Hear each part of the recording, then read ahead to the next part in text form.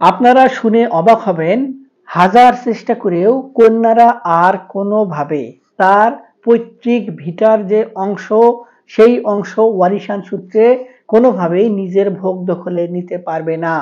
এক্ষেত্রে কোন আইন এবং কিভাবে তাদেরকে এই সকল সম্পত্তিতে তাদের যে ওয়ারিশান অংশ সেটি নিতে বাধা প্রদান করছে, আজকের ভিডিওটিতে এই সকল বিষয় নিয়েই বিস্তারিত আলোচনা করব। তো ভিডিওর বিষয়বস্তু বুঝতে গেলে আপনাকে ভিডিওটি মনোযোগ সহকারে দেখতে হবে। আর ভিডিওটি দেখার পর যদি ভালো লেগে থাকে, আরো কোনো ভিডিও দেখার আগ্রহ জন্মায়, তাহলে আমাদের চ্যানেলটি সাবস্ক্রাইব করে রাখতে পারেন। আর যদি আপনি নিয়মিত আমাদের ভিডিওগুলো দেখে থাকেন, তাহলে বরাবরের মতো লাইক কমেন্ট শেয়ার করে আমাদেরকে অনুপ্রেরণা দিবেন। আমরা কম বেশি সকলেই জানি যে সম্পত্তি ভাগাভাগি হয় স্বাভাবিকভাবেই ধর্মীয় আইন কিংবা কাস্টমারি ল অনুযায়ী। এক্ষেত্রে মুসলিম অধ্যুষিত যে সকল দেশ রয়েছে সেগুলোতে ম্যাক্সিমাম ক্ষেত্রেই এজমালি যে সম্পত্তিগুলো থাকে সেগুলো যখন ভাগাভাগির প্রয়োজন হয় ওয়ারিসদের মধ্যে, তখন মুসলিমদের জন্য মুসলিম উত্তরাধিকারী আইন কিংবা কোরআনিক আইন দ্বারা ভাগাভাগি হয়ে থাকে। হিন্দুদের জন্য হিন্দু আইন এবং অন্যান্য যারা ছোট ছোট ধর্মের লোকজন রয়েছে তারা বেশিরভাগ ক্ষেত্রেই আদালতের মাধ্যমে কিংবা রাষ্ট্রীয় আইন কিংবা হিন্দু আইন মেনেও কিন্তু ভাগ বটোয়ারা করে নিয়ে থাকে।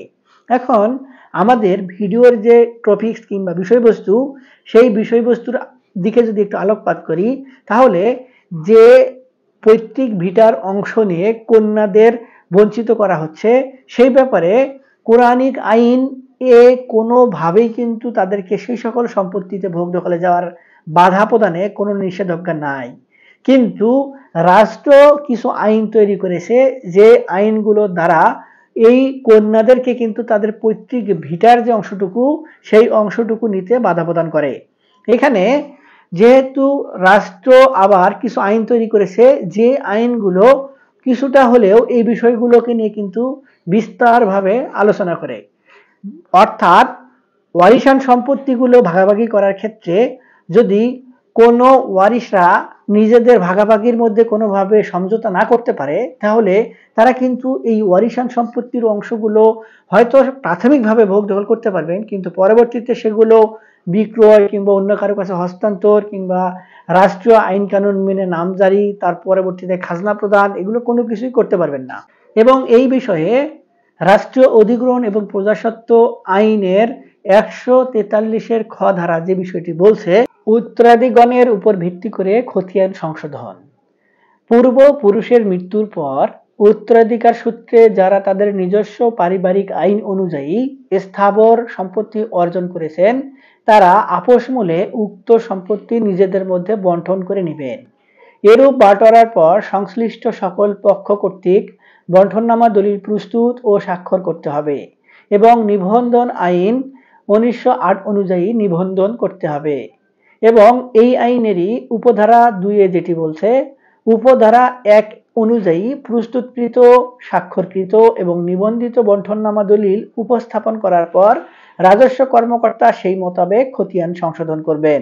তাহলে আপনারা এই যে আইনটি, এই আইনটির মাধ্যমে একটি বিষয় হয়তো বুঝতে পেরেছেন যে ওয়ারিসদের মধ্যে যদি আপোষ মূলে বণ্টন দলিল তৈরি করা না হয়, তাহলে সেই সকল সম্পত্তির অনুকূলে চূড়ান্তভাবে রাষ্ট্রীয়ভাবে মালিকানা প্রমাণ করার জন্য খতিয়ান সংশোধন করার কোনো সুযোগ থাকছে না, কিংবা রাজস্ব কর্মকর্তা সেই খতিয়ানগুলো কিন্তু বণ্টননামা দলিল এবং সেই দলিল রেজিস্ট্রেশন করা ছাড়া কোনোভাবেই এই রেকর্ডীয় খতিয়ান যেটি থাকে সেটি করে দিবেন না। তাহলে এখন যদি কোনোভাবে কন্যারা তাদের পৈতৃক ভিটার যে অংশ, সেই অংশ যদি ওয়ারিশান সূত্রে তাদেরকে না দেওয়া হয় কিংবা তাদেরকে নিতে বাধা প্রদান করে, তাহলে এই যে বাটোয়ারা দলিলে যদি তারা আপোষে বসে সকলের সম্মতিতে সিগনেচার কিংবা স্বাক্ষর না করে, তাহলে অন্যান্য ওয়ারিশারা কিভাবেই বা বাটোয়ারা দলিল তৈরি করলেন কিংবা করবেন কিংবা পরবর্তীতে রেজিস্ট্রেশন করবেন এবং তারপরে যে রেকর্ডীয় খতিয়ান সংশোধন সেটিই বা কিভাবে করবেন। তাহলে কি এ নিয়ে একটি প্রশ্ন দাঁড়ায় না যে এর সমাধানটা আসলে কোথায়, কিংবা কন্যাদেরকে কিভাবে তাদের পৈতৃক ভিটার অংশ থেকে বঞ্চিত করা হচ্ছে?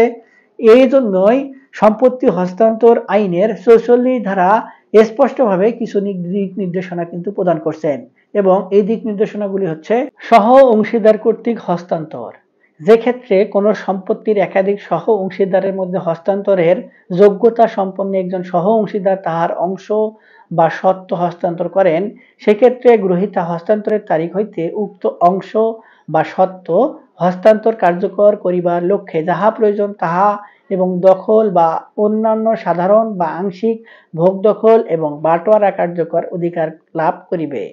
কিন্তু উক্ত অধিকার হস্তান্তরের তারিখ ছিল এমন সত্ত্ব বা অংশের শর্ত বা দায়িত্বের অধীনে থাকিবে। যে ক্ষেত্রে গ্রহীতা উক্ত পরিবারের সদস্য না হন, সেই ক্ষেত্রে এই ধারার কোনোই কিছুই তাহার উক্ত গৃহে যৌথ ভোগ দখল বা আংশিক ভোগ দখলের অধিকার করিবে না। এই যে আইনটি আপনাদের সামনে উপস্থাপন করলাম, এই আইনের নিচের যে ছোট্ট প্যারাটুকু উল্লেখ করা হয়েছে সেখানে কিন্তু স্পষ্টভাবেই এটি বলা হয়েছে যে যে ব্যক্তি উক্ত যৌথ পরিবারের সদস্য নয়, ওই ব্যক্তি তার বসত গৃহ কিংবা সম্পত্তি যেটি রয়েছে সেই সম্পত্তি ভাগ বটোয়ার করার ক্ষেত্রে অধিকারী হবেন না। অর্থাৎ এখানে কিন্তু বসত ভিটা কিংবা গৃহের কথা স্পষ্টভাবে উল্লেখ করা হয়েছে। আবার আরেকটি গুরুত্বপূর্ণ বিষয় হচ্ছে যৌথ পরিবারের সদস্য নয়। এক্ষেত্রে কন্যারা যখন বিবাহ সম্পন্ন করে স্বামীর সংসারে অবস্থান করেন তখন কিন্তু সেই কন্যা বউ হিসেবে ওই পরিবারের সদস্যভুক্ত হয়ে যান এবং পিতা কিংবা মাতা কিংবা ভাইয়ের যে সংসার রয়েছে সেই সংসারের কিন্তু তিনি কখনোই সদস্য হিসেবে বিবেচিত হবেন না, তিনি কিন্তু আগন্তুক হিসেবে সবসময় বিবেচিত হবেন। এবং এই বিষয়গুলো নিয়ে ক্লিয়ার কনসেপ্ট এবং নির্দেশনা প্রদান করেছেন আমাদের উচ্চ আদালত। এবং উচ্চ আদালতের যদি আমরা একটি রায় দেখি তাহলে 13 DLR 230 পৃষ্ঠায় বলেছে, একজন নারী বিবাহ পর্যন্ত পৈতৃক ভিটার সহ অংশীদার হিসেবে বিবেচ্য হবেন, কিন্তু বিবাহের স্বামীর বাড়িতে বসবাসকালে তিনি আগন্তুক হিসেবে বিবেচিত হবেন। তাই তিনি উক্ত ভিটি 13 DLR এর 230 পৃষ্ঠায় বলা হয়েছে, 13 DLR 230 পৃষ্ঠায় উল্লেখ আছে, একজন নারী বিবাহ পর্যন্ত পৈতৃক ভিটার সহ অংশীদার হিসেবে বিবেচ্য হবেন, কিন্তু বিবাহের পর স্বামীর বাড়িতে বসবাসকালে তিনি আগন্তুক হিসেবে বিবেচিত হবেন। তাই তিনি উক্ত পৈতৃক ভিটায় অবস্থিত কোনো বসতগৃহ বা কুঠিরের কোনো একচ্ছত্র অংশ দাবি করতে পারেন না। এ কারণে বাটোয়ারার মামলায় স্বামী গৃহে বসবাসরত বিবাহ কন্যা পিতৃগৃহ বা কুটিরের অংশবিশেষ প্রাপ্তির বিষয়টি বিবেচিত হয় না, কারণ উক্ত সম্পত্তিতে উত্তরাধিকারী পুত্র সন্তানগণের মধ্যে বিভেদ বা বিরোধ বৃদ্ধি পাবে বলে উচ্চ আদালতের সিদ্ধান্ত রয়েছে। এই যে আইনটি, এই আইনটিতে কিন্তু সাবলীল এবং সুন্দরভাবে একজন সাধারণ মানুষও যেন বুঝতে পারে আসলে কোন জায়গায় থেকে কিংবা কোন কারণে কন্যাদ্বয়গণকে পৈতৃক ভিটির বসত বাড়ির অংশ থেকে বঞ্চিত করা হচ্ছে, এটি কিন্তু স্পষ্ট।